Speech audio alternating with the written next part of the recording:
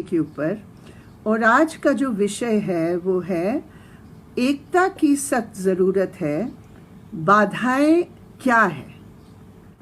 आज के विषय के ऊपर जब हम लोग डिस्कस करेंगे साथियों, तो क्योंकि ये एक महामारी केवल हमारे देश में या हमारे प्रदेश में नहीं है, ये दुनिया भर के सामने एक सबसे बड़ी चुनौती है। और निश्चित रूप पर ऐसे दुनिया में जहां वैश्वीकरण हर चीज का हुआ है, महामारी का भी ग्लोबलाइजेशन हुआ है। और जब हम हिंदुस्तान में बैठकर कौन सी रास्ते को, कौन सी नीति को अपनाकर हम आगे बढ़ सकते, जब हम इस पर विचार करते हैं, तो हमें दुनिया के अनुभव को भी सामने रखकर देखना पड़ेगा कि दुनिया का अनुभव क्या है इस संबंध में, और उस दुनिया के अनुभव से हम क्या सीख सकते हैं। उसमें जो हमारे दुनिया में जो वर्ल्ड हेल्थ ऑर्गेनाइजेशन है, उन्होंने इसी विषय पर जो हम लोग बात कर रहे हैं, एकता के बारे में, उन्होंने इसको बहुत महसूस किया और उन्होंने एक स्लोगन दिया। अंग्रेजी में वो स्लोगन है सॉलिडारिटी नॉट स्टिग्मा, यानी कि एकजुटता, लांछन नहीं। तो ये क्यों जरूरत पड़ी WHO को कि इस प्रकार के वो नारा दे। निश्चित रूप पर कुछ घटनाएं घटी होगी दुनिया भर में, जिसके कारण WHO ने खुद एकता को बढ़ाने के लिए, क्योंकि हम सब जानते हैं ये तो कॉमन सेंस की बात है, इसमें तो रॉकेट साइंस को सीखने की ज़रूरत नहीं है इस बात को समझने के लिए कि जब भी कोई संकट आता है, चाहे वो कोई भी प्रकार का संकट हो, जब हम लोग एक होते हैं, जब हमारी एकता होती है, तब उस संकट का सही मायने में हम उसका मुकाबला कर सकते हैं। और विशेषकर जब इस प्रकार का वायरस का मुकाबला करने की ज़रूरत है दुनिया भर में, क्योंकि दुनिया के हर देश में ये फैल रहा है, तो दुनिया में भी हर देश की ये ज़रूरत पड़ती है कि एक दूसरे से वो समझे, एक दूसरे से वो सीखे, एक दूसरे की वो मदद करे और एक दूसरे के अनुभव से अपने देश में कौन सी चीज़ प्रासंगिक होगी उसको देखते हुए वो आगे बढ़े। लेकिन ऐसा नहीं हुआ। आज दुनिया भर में जो वेस्टर्न मीडिया है और उसकी कुछ प्रभाव हमारे देश की मीडिया पर भी पड़ा है, आज पूरे तौर पर अपनी कमजोरियों को, अपनी असफलताओं को, अपने देश की असफलताओं को छिपाने के लिए आज अमेरिका की लीडरशिप नेतृत्व में ये पूरा प्रचार किया जा रहा है कि ये वायरस चीनी वायरस है और ये चीन के कारण है, चीन की जिम्मेदारी है कि आज दुनिया भर में इस प्रकार की महामारी फैली है।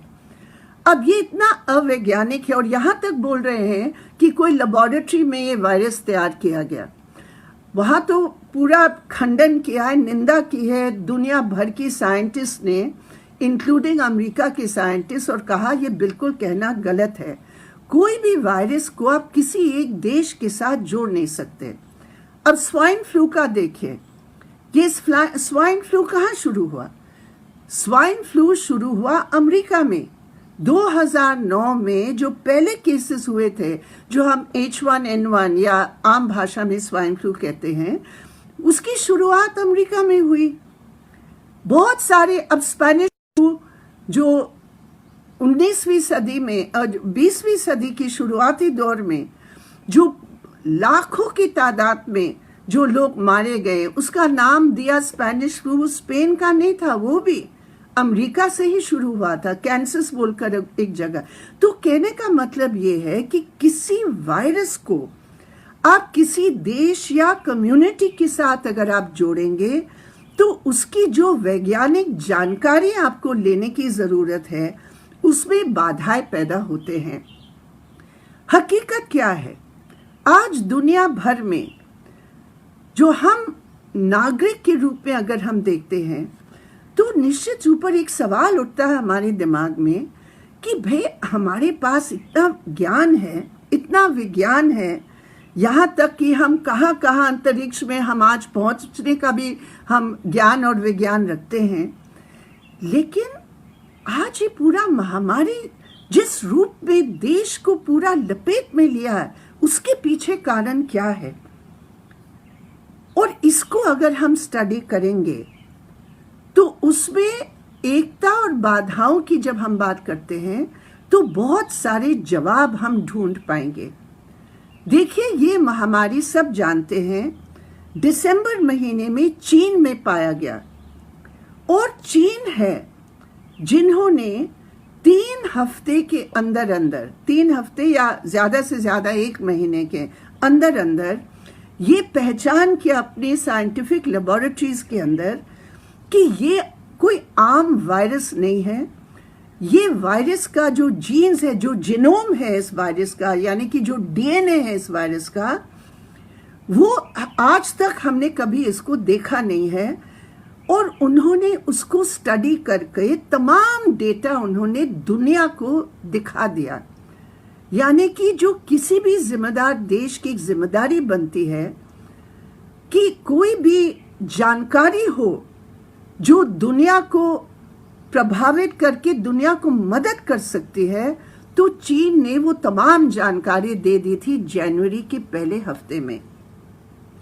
और आप देखिए, एक महामारी, एक वायरस जिसकी कोई जानकारी नहीं है, जहां से वो शुरुआत हुई चीन से, आज हम कह सकते हैं कि दुनिया भर में इंक्लूडिंग WHO और बाकी तमाम देश और दुनिया के वैज्ञानिकों ने ये स्वीकारा है कि चीन ने जो रास्ता दिखाया था टेस्टिंग का, कांटेक्ट का, ट्रेसिंग का, क्वारंटीन का और आखिर में लॉकडाउन का, ये चीन ने जनवरी 23 तक 3 हफ्ते के अंदर अंदर, चीन ने 3 हफ्ते के अंदर अंदर ये पूरा मॉडल तैयार कर लिया है, जो आज WHO कह रहे हैं कि यही एक सही मॉडल है। लेकिन सिर्फ वो नहीं, एक ऐसे देश, कुछ आंकड़े आप देखिए। अब जनवरी में जब शुरुआत हुई तो ये जिसको हम PPE किट्स कहते हैं, जो हमारे डॉक्टर्स, हमारे नर्सेज, हमारे स्टाफ, हमारे मेडिकल स्टाफ, हमारे सैनिटेशन वर्कर्स के लिए जो सख्त ज़रूरत है अलग अलग कैटेगरीज की, उस समय जनवरी में जब शुरुआत हुई केवल 10,000 इस प्रकार की किट्स थे। अब आप देखिए, 1 महीने के अंदर अंदर ये किट्स बढ़ाकर उन्होंने 2 लाख प्रतिदिन उन्होंने PPE किट्स बनाना शुरू किया। 2 लाख प्रतिदिन चीन ने शुरू कर लिया। जो टेस्टिंग का किट, हम जानते हैं आज भी टेस्टिंग की कितनी सख्त जरूरत है और कितनी दिक्कत हो रही है। तो फरवरी में 7.5 लाख उस समय किट्स थे पूरे चीन के अंदर पर डे जो हो रहा था। 1 महीने के अंदर वो 170 लाख हो गया और 2 महीने के अंदर वो 4,26,000 हो गया। मतलब 400 लाख टेस्टिंग। कैसे हो सकता है ये तब हो सकता है जब चीन की जो नारा है हम समझेंगे। चीन का क्या नारा था? ऑल गवर्नमेंट ऑल सोसाइटी, संपूर्ण सरकार और संपूर्ण समाज।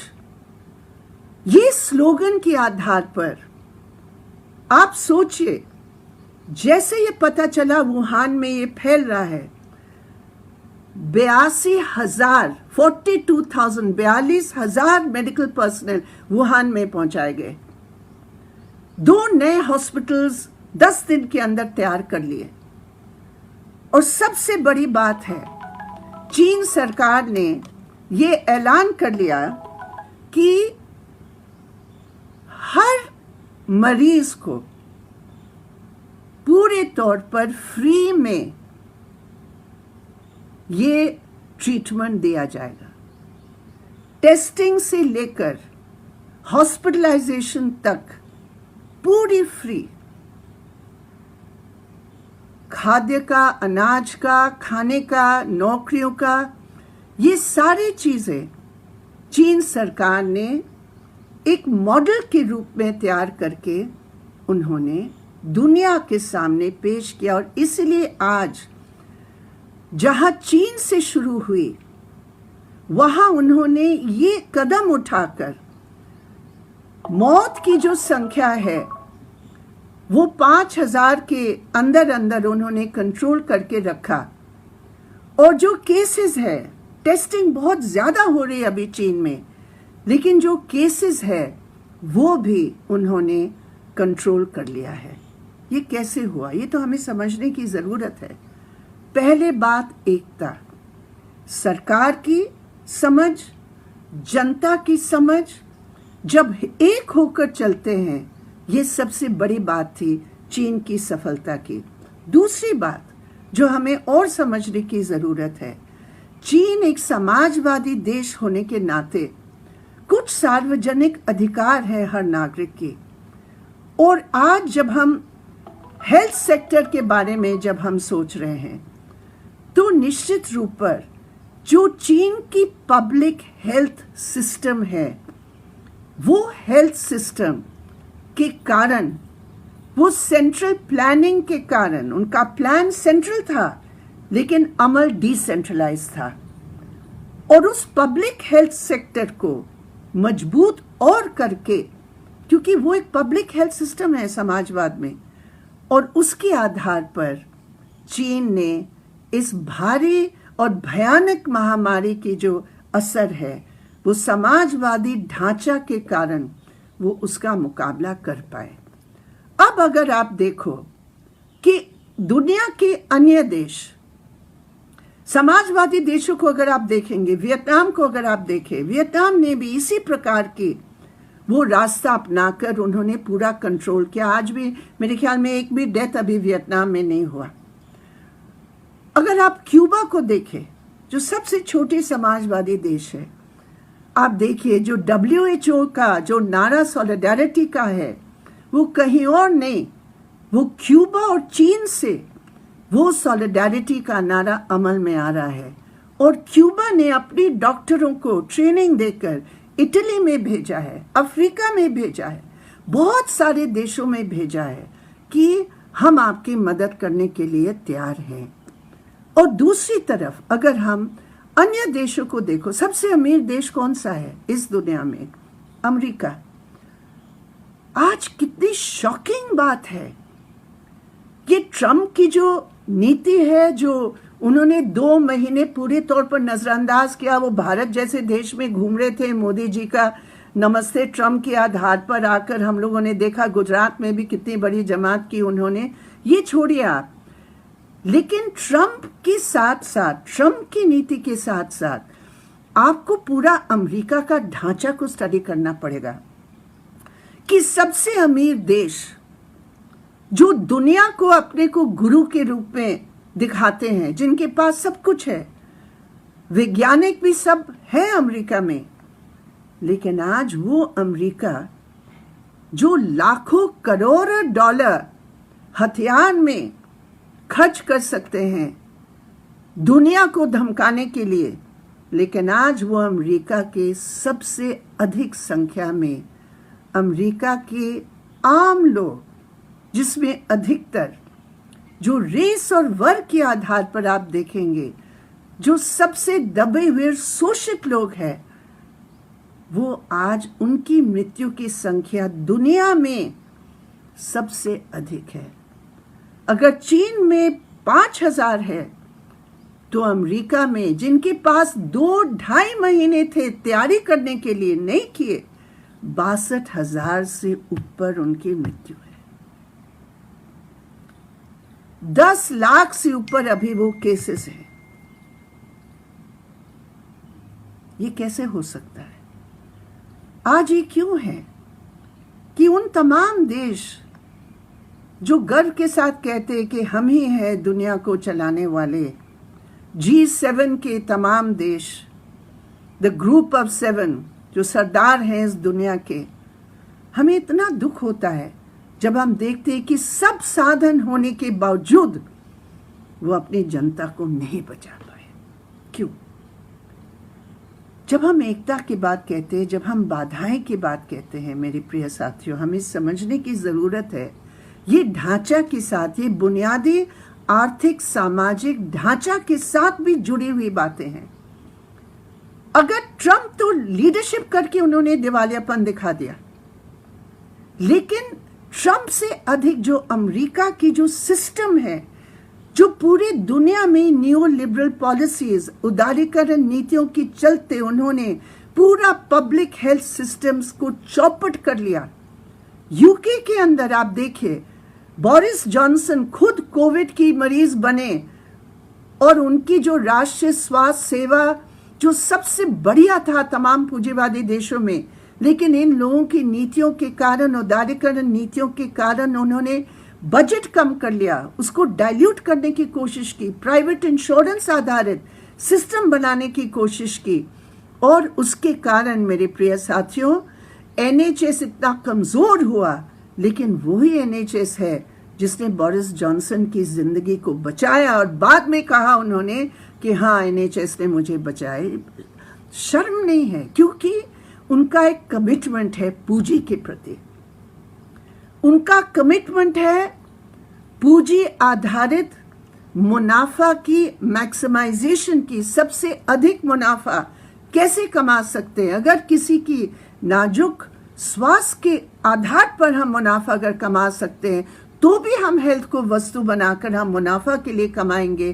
प्राइवेट हॉस्पिटल्स को हम मदद करेंगे, प्राइवेट इंश्योरेंस कंपनीज को हम मदद करेंगे, पब्लिक हेल्थ को हम समाप्त करेंगे, सरकार की कोई जिम्मेदारी नहीं होगी।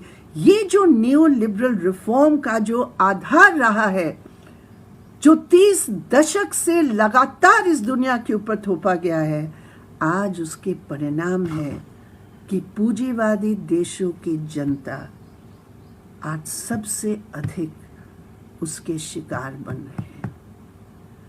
तो एक जो बड़ा जबरदस्त बाधा है इस रोग को, इस महामारी को रोकने के लिए, वो एक ढांचागत है, वो एक विचार आधारित है, जो समझते हैं कि पूंजी और मार्केट सब कुछ है इस दुनिया में और सरकार की जिम्मेदारी नहीं है, सब कुछ हम प्राइवेट कर ले, सब कुछ प्राइवेट सेक्टर के हाथ हम सौंप दे और दुनिया हम बचा देंगे।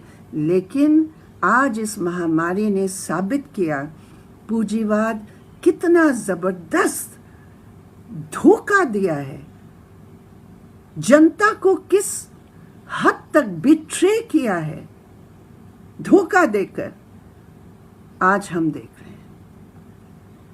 और इसके कारण वो इस प्रकार की चीन को टारगेट कर रहे हैं, कहीं और को टारगेट कर रहे हैं अपनी विफलताओं को छिपाने के लिए। तो एकता जो दुनिया की जरूरत है आज,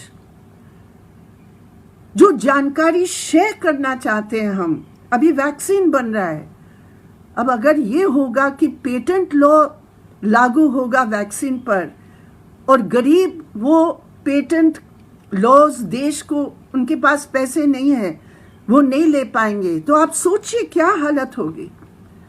वो वैक्सीन जो दुनिया को बचा सकती है, अगर वो प्राइवेट सेक्टर के आधार पर वो बेचा जाएगा, तो क्या हम लोग उसको अफोर्ड कर सकते हैं? जो गरीब देश है, क्या वो अफोर्ड कर पाएंगे? तो निश्चित रूप पर आज एकता का आधार अनिवार्य है इस दुनिया को बचाने के लिए, और एकता के आधार में सबसे जबरदस्त बाधा है अमेरिका की नेतृत्व में वो प्रक्रिया जो दुनिया को आज भी बांटना चाहते हैं अपनी विफलताओं को छिपाने के लिए, और आज भी हमें आपस में भी झगड़े हैं। अब आप देखिए क्या WHO का एकजुटता का नारा ट्रंप ने किया, जर्मनी ने चीन से कुछ पीपी और कुछ और इक्विपमेंट उन्होंने ऑर्डर किया, पैसे भी दे दिए, अमेरिका ने उस पूरा प्लेन को हाईजैक करके अधिक पैसे के नाम पर वो ले गए। तो आपस में भी इनकी कोई अंडरस्टैंडिंग नहीं है, जो पूंजीवादी देश है। तो साथियों, हम एज कम्युनिस्ट, हम एज एक वामपंथी विचारधारा के आधार पर हम केवल इमीडिएट को देखने के साथ साथ हम एक व्यापक दृष्टिकोण और फ्रेमवर्क के अंदर, ढांचे के अंदर हम देखते हैं कि ये सिस्टम का भी एक ज़बरदस्त है बाधा, जो मुनाफा के आधार पर हमारे पब्लिक हेल्थ सिस्टम्स को, हमारे विज्ञान को भी एक वस्तु के रूप में बेचने के लिए इस दुनिया को इतने बड़े जोखिम में वो डाल रहे हैं।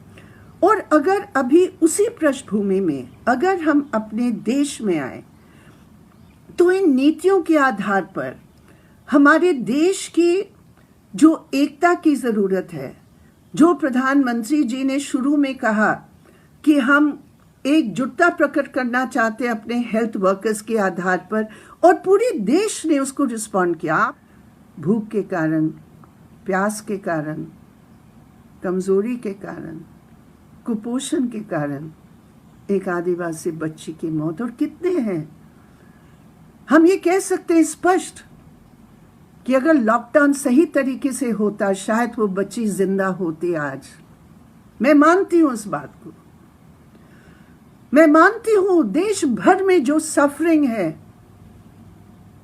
लोग कुर्बानी देने के लिए तैयार हैं। जब कोई सरकार कहती ये देश के हित के लिए है, वो देते हैं और दे रहे हैं, लेकिन सरकार ने अपनी जिम्मेदारी पूरी नहीं की। मैं उस पूरे पैकेज के बारे में मैं आज नहीं बात करूंगी, कल कॉमरेड सीताराम ने उसकी सारी डिटेल्स बताई, लेकिन मैं जरूर इस बात को कहूंगी कि जहां हमने पूरी दुनिया की देशों की हमने देखा जो कमी रही है, आज हमारे देश भी उन पूंजीवादी देशों में है। हमने भी अपने पूरे पब्लिक हेल्थ सिस्टम को चौपट किया। हमने भी ये नए उदारीकरण नीतियों के चलते प्राइवेट हॉस्पिटल्स को बढ़ाया, और आज कोई भी प्राइवेट हॉस्पिटल फ्री में जो करना चाहिए नहीं कर रहे हैं, और मोदी सरकार उसके खिलाफ कुछ बोलने के लिए तैयार नहीं है। करने के बाद तो दूर रही। तो जो पूंजीवादी देशों का जो अप्रोच रहा है, वो अप्रोच मोदी सरकार की रही है। उन पूंजीवादी, मैं समाजवाद की बात नहीं कर रही हूं, उन पूंजीवादी देशों ने भी जो कदम उठाए,